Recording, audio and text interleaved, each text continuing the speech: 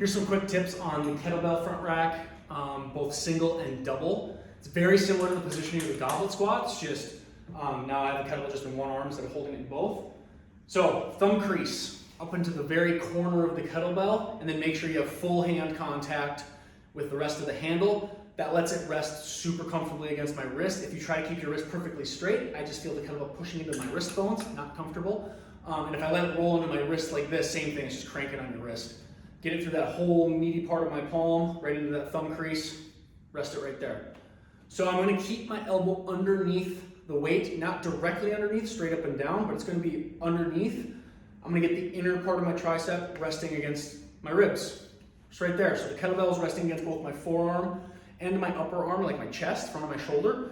So that gives it all support from a bunch of different angles. It's pressing into my ribs to support it from the bottom. It's resting on my forearm. It's resting on my upper arm. So it's not just my shoulder taking all the weight.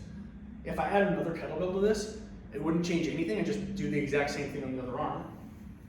Thumb crease, full hand contact, elbow underneath the hand, and get that resting right against your ribs. So this would be the double front rack right here. I can feel both of my arms fully supporting the kettlebells.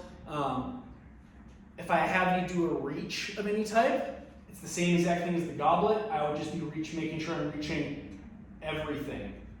I still have full contact of the kettlebell with my shoulder and my forearm. I still feel my inner arm lightly touching my ribs. It's less contact, but it's still there. I'm not reaching just my elbows like this. This would be all just shoulders doing that. And I'm not reaching the kettlebells up in front of me like this. Again, it's just a lot of shoulder.